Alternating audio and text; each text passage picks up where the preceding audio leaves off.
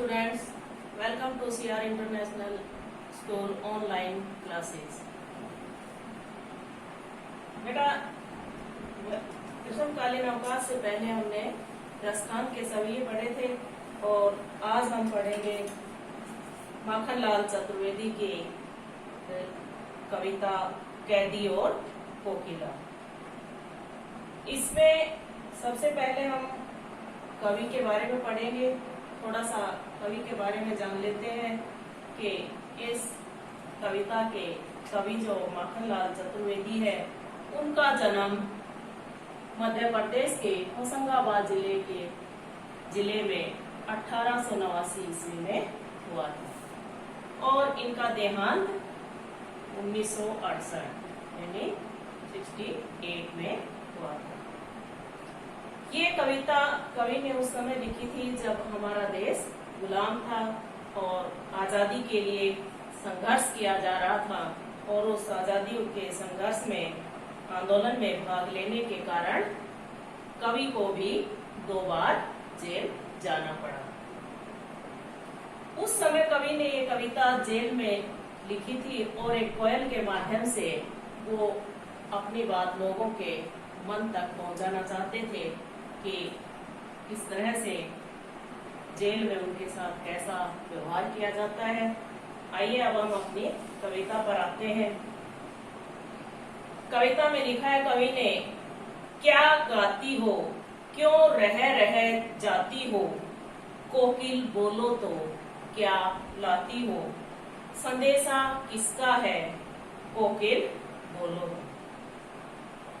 इस कविता में जब आधी रात के समय कोयल कूकती है तो कोयल के कूक सुनकर कवि कहता है कि कोयल से कि तुम क्या गा रही हो, हे कोयल तुम क्या गा रही हो, क्यों रह जाती हो और तुम कुछ समय कूक कर फिर चुप क्यों हो जाती हो, अपनी बात को स्पष्ट क्यों नहीं कर पाती हो, कोकिल बोलो तो, हे कोयल बोलकर बताओ कि क्या बात है, क्या लाती हो, संदेशा किसका है, कोकिल बोलो तो, कि तुम क्या संदेश लाई हो और किसके लिए लाई हो,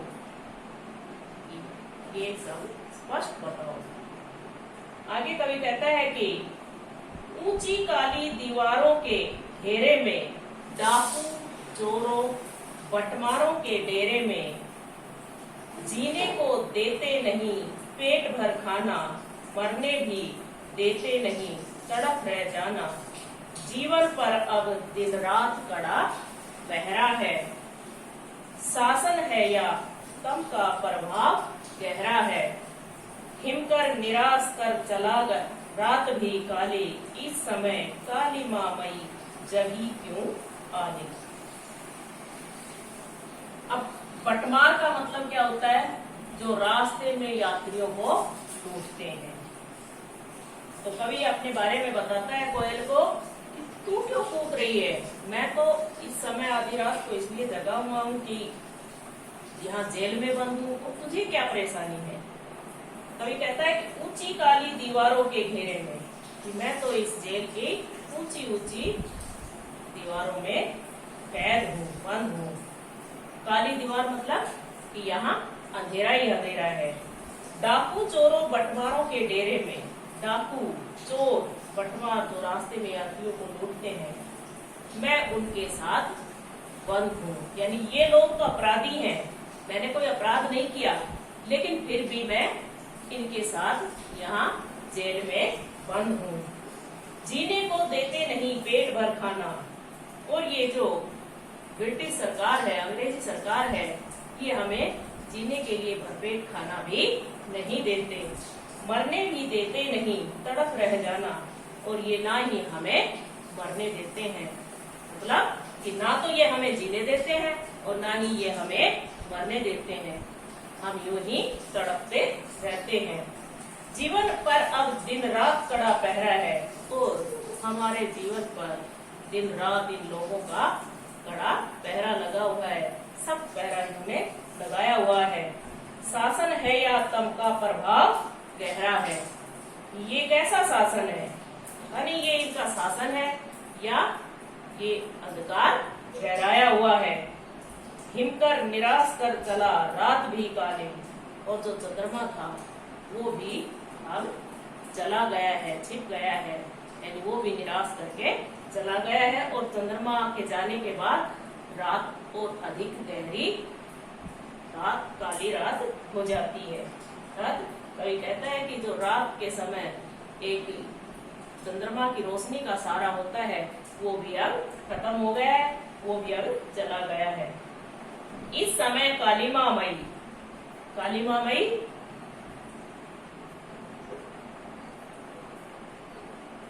कालिमा मई का मतलब होता है काली, अधिक काली। ये कवि कोयल के लिए प्रयोग करता है।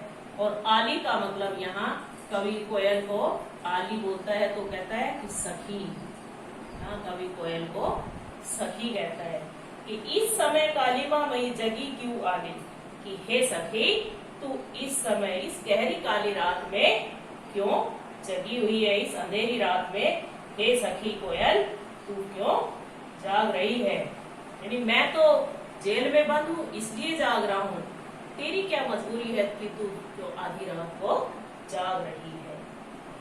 ठीक है, समझ आया।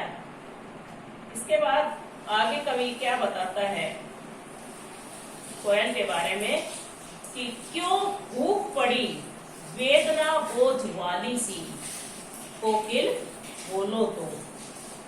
अब कोयल कहता है कोयल से कि हे कोयल तू आधी रात के समय क्यों भूख पड़ी है। क्यों? क्योंकि कोयल हमेशा माने मतलब दिन में ही कोयल बोलती है, रात को कभी कोयल नहीं बोलती।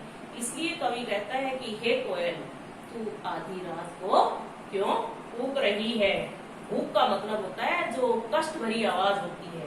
एक तो कूक होती है जो मीठी आवाज में बोलती है, एक कूक होती है जिसमें दर्द होता है, दुख होता है, कष्ट होता है। वेदना बोझ वाली सी, यानी तू किसी पीड़ा के, किसी कष्ट के बोझ के नीचे दबी हुई है। कोकिल बोलो तो, कि हे कोयल बताओ कि तुम्हारे साथ क्या घटित हुआ है, क्या परेशानी हुई है, तुम ऐसे क्यों कूक रही हो। क्या लूटा मृदुल वैभव की रखवाली सी, कोकिल बोलो तो। मृदुल का मतलब होता है मीठा, वैभव धन संपत्ति। यहाँ धन संपत्ति से मतलब है कि कोयल की मीठी आवाज। अब कोयल के पास तो कोयल की संपत्ति मीठी आवाज ही होगी उसकी। तो कवि कहता है कि क्या इस अंग्रेजी सरकार ने तुम्हारी जो मीठी बोली थी उसको लूट लिया है, यानी तुम्हारी जो धन संपत्ति थी उसको लूट लिया है। कोकिल बोलो तो, ये कोयल बोलकर बताओ। अगली पंक्ति में कवि बताता है कि क्या हुई बावली। अब कवि अपने आप ही प्रश्न कर लेता है, अपने आप ही उसका जवाब निकाल लेता है। क्या हुई बावली अर्धरात्रि को चीखी, कोकिल बोलो तो। ये कवि कोयल से कहता है कि तू आधी रात को बोल रही है। अर्धरात्रि, आधी रात। आधी रात को क्यों कूक रही है? क्या तू बावली हो गई है? बावली यानी पागल हो गई है जो आधी रात को चीख रही है। ये कोयल मुझे बोलकर बताओ। आगे कवि कोयल से कहता है कि क्या तूने किसी डाकू को, चोरों को देख लिया है, या किस दावानल की ज्वालाएं हैं दिखी, कोकिल बोलो तो। अब कोयल क्या कहती है कि क्या दावानल होता है जंगल की आग, जो बहुत अधिक भयंकर होती है, जिसे देखकर कोई भी डर जाता है। तो कवि कहता है कि कोयल से कि हे कोयल क्या तूने जंगल की आग की ज्वालाओं को देख लिया है, जिससे डरकर तू इतनी तेज चीख रही है। कोकिल बोलो तो, हे कोयल बोलकर बताओ। आगे क्या देख न सकती जंजीरों का गहना, हथकड़ियां क्यों यह ब्रिटिश राज का गहना, कोल्हू का चर्रच्चू जीवन की तान, गिट्टी पर उंगलियों ने लिखे गान, मुंह मोट खींचता लगा पेट पर जुआ, खाली करता हूँ ब्रिटिश अकड़ का कुआं। दिन में करुणा क्यों जगे रुलाने वाली, इसलिए रात में गजब ढा रही हूँ। खाली यानी कोयल, कोयल के लिए यहाँ खाली का प्रयोग किया है। तो कवि क्या कहता है कि क्या देख न सकती जंजीरों का गहना, कि हे कोयल तो ब्रिटिश सरकार द्वारा हमें पहनाए गए जो जंजीर है इनके को देख नहीं सकती हो, इन हथकड़ियों को देख नहीं रही हो। हथकड़ियां क्यों, यह ब्रिटिश राज का गहना। अब कवि कहता है कि ये हथकड़ियां नहीं, इन्हें हथकड़ियां नहीं माने। क्यों? क्योंकि ये हमने आजादी के लिए, अपने देश को आजाद कराने के लिए पहनी है, इसलिए हम कोई अपराधी थोड़े ही है जो हमें ये हथकड़ियां पहना दी तो हम इनसे कष्ट महसूस करें। हमने कोई अपराध थोड़े किया है, हम तो अपने देश को आजाद कराने के लिए क्रांति कर रहे हैं, इसलिए ये हथकड़ियां नहीं बल्कि ये हमने तो इन्हें सरकार द्वारा पहनाया गया गहना मान लिया है। कोल्हू का चर्रच्चू जीवन की तान। अब कोल्हू का चर्रच्चू जेल में कठोर काम करवाया जाता था पहले कैदियों से, तो उस समय कोल्हू चलवाया जाता था। तो कवि कहता है जब वो कोल्हू चलता है तो उसकी आवाज निकलती है, चर्रच्चू की जो आवाज निकलती है, यही अब हमारे जीवन की तान बन गई है, यही हमारा गाना बन गया है, हमें यही अच्छा लगता है क्योंकि हमें यही सुनाई देता है, वो कुछ सुनाई नहीं देता है, इसलिए ये हमारे जीवन की तार बन गई है। गिट्टी पर अंगुलियों ने लिखे गान, मुंह मोट खींचता लगा पेट पर जुआ। और कवि क्या कहता है कि जब जेल में बंद होते हैं कैदी तो उस समय उनसे पत्थर तोड़वाए जाते हैं, और पत्थर तोड़ने से जो छोटे छोटे टुकड़े होते हैं उन पर कवि कहता है कि हमने अपनी उंगलियों से उन पर गान लिख दिए हैं। मुंह मोट खींचता लगा पेट पर जुआ। मोट मतलब रहट चलाना, जैसे कोल्हू चलाते थे पहले, वो कोल्हू कैसे चलाते थे कि बैलों के कंधे पर जुआ रख के जैसे गन्ने से रस निकालते हैं, अब तो मशीनों से निकाला जाता है, पहले कैसे किया जाता था, उस जुए को उसके सामने उनके कंधों पर रख के, बैलों के कंधों पर रख के उसको घुमाया जाता था मशीन को, तब उस मशीन से रस निकाला जाता था। ऐसे कवि कहता है कि जेल में हमने कोल्हू चलाया है, रहट चलाया। रहट चलाने के लिए पानी निकालते थे, अब जैसे मोटर से पानी निकालते हैं ऐसे पहले आदमियों से या उसको घुमा के, बैलों से घुमा के उसको पानी निकालते थे। इसलिए कवि कहता है कि मुंह मोट खींचता लगा पेट पर जुआ। जो जुआ बैलों के कंधों पर लगाकर पानी खींचने के लिए काम में लाया जाता था, उसको हम अपने पेट पर लगाते हैं और उससे पानी निकालते हैं। खाली करता हूँ ब्रिटिश अकड़ का कुआं, जिससे हम कष्ट महसूस नहीं करते, बल्कि उस सरकार की, जो अंग्रेजी सरकार है, उसकी घर को तोड़ रहे हैं, उनके घमंड को तोड़ रहे हैं। दिन में करुणा क्यों जगे रुलाने वाली, इसलिए रात में गजब ढा रही हो। इसलिए कवि क्या कहता है कि हे कोयल तुम बोलकर बताओ तुम दिन में क्यों, मतलब कि हम रात को, मुझे लगता है कि हम दिन भर काम करते हैं इसलिए कष्ट होता है, तो इसलिए तू रात के समय अब चीख रही हो। तो ये कोयल बोलकर बताओ तुम ऐसा क्यों कर रही हो। इसके बाद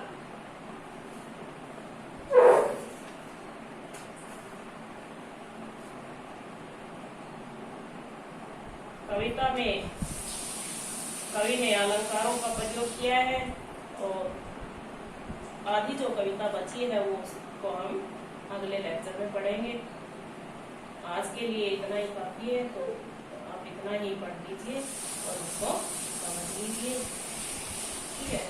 इसके अभ्यास के प्रश्न है जो आपकी किताब में पीछे दिए, उनमें से मैं आपको दिखा दूंगी। धन्यवाद।